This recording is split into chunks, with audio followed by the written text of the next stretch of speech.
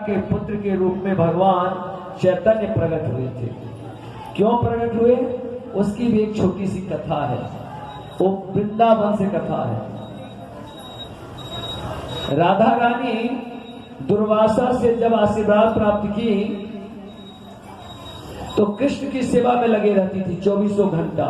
कृष्ण के सोने के बाद सोती थी और कृष्ण के जगने से पहले अपनी चिंता नहीं है, न खाने की न पहनने की, केवल किसकी चिंता है? जसोदा मैया तो मैया है नहीं। बहू पे भी दया आता है। सास को यदि बहू अच्छी हो, बहू गुणवती हो, सास ससुर पति का आदर करे तो सास बड़ी कोमल होती है, दयावान होती है। बहुत ऐसी सास मैंने देखा है जो अपने बेटे से लड़ती है बहू के लिए।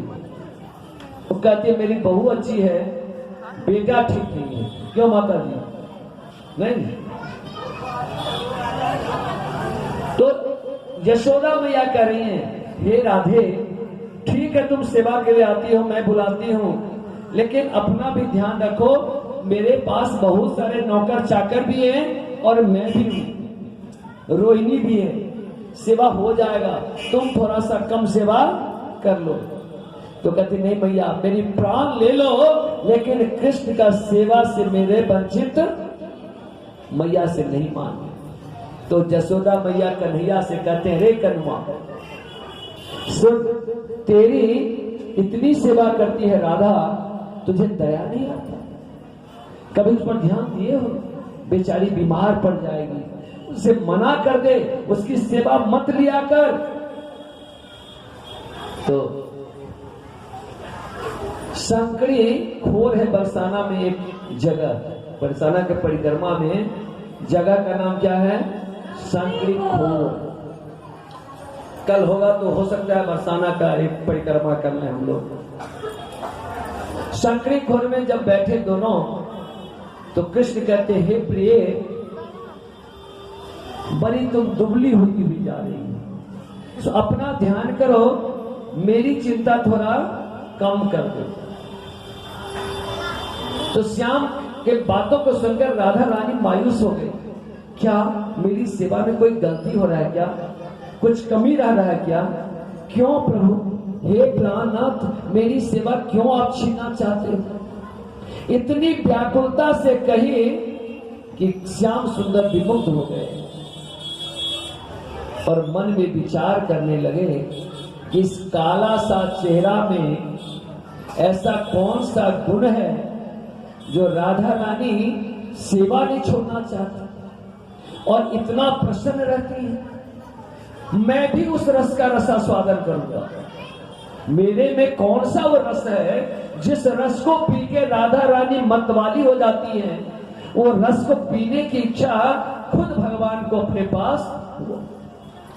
तो एक दिन उन्होंने गए और जसोदा मैया के घर में जो ये पिलर होता है ना, हम लोग उसमें शीशा लगा देते हैं, लेकिन जसोदा मैया के उस पिलर में मणि लगा हुआ था और उस मणि में श्याम सुंदर अपना चेहरा देखने गए कि ऐसा क्या है जो इतना राधा रानी रस लेती है।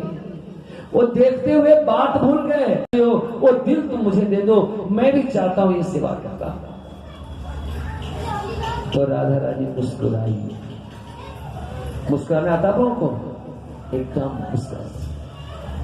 जा क्या कहते हो कि ना ना राधे, मैं सही कर रही हूं, मुझे अपना दिल दे दो, मैं तुम्हारे रस में ही डूबना चाहता हूं।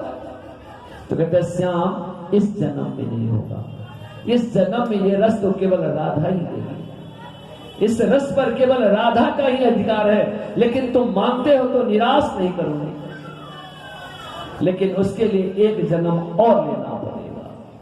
जब कलयुग में तुम्हारे ये जय विजय कहा था, प्रभु मैंने बड़ा पाप किया, मैंने आपसे द्वेष किया हमेशा, कभी मुझे आपका प्रेम मिलेगा? तो बोले कोई बात नहीं, जब कलयुग में मैं आऊंगा तो तुम्हें मैं प्रेम प्रदान करूंगा, तुम लोग भी आओगे। तो बोले जब कलयुग में आप अपने भक्तों को प्रेम देने के लिए जब आओगे तो मैं अपना दिल दे दूंगा देवकी, और तुम उस दिल को, इस हृदय को लेकर अवतरित होगे।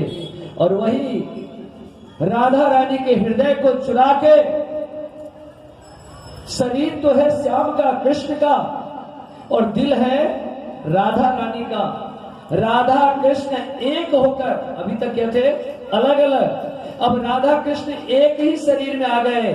हृदय राधा रानी का, शरीर कृष्ण का, और दोनों मिलकर कलयुग में प्रकट हो गए, जिन्हें हम कहते हैं चैतन्य महाप्रभु आविर्भाव महोत्सव की।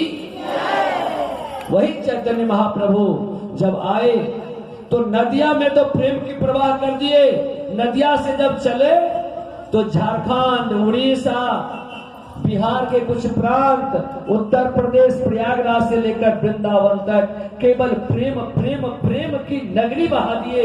ऐसे गाए हरे कृष्णा कृष्ण कृष्ण हरे हरे, हरे राम राम राम हरे। ऐसे मधुर स्वर में गाए, ऐसे प्रेम मग्न होकर गाए कि उनकी गायन को सुनकर, उनके कीर्तन को सुनकर झारखंड और छत्तीसगढ़ के सांप, बिच्छू, भैंस, गधा, घोड़ा, कुत्ता, जितने भी वन प्राणी थे, सभी प्रेम में उन्मत्त होकर कीर्तन करने लगे।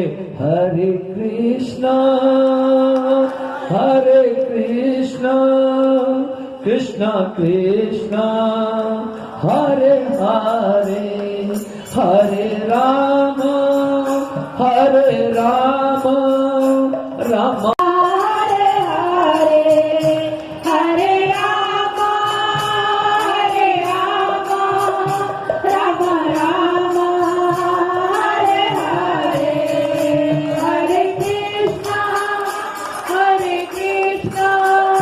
कृष्ण हरे हरे, हरे राम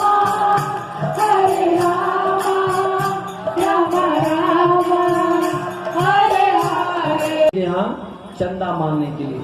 तो कहते हैं देखो आप लोगों का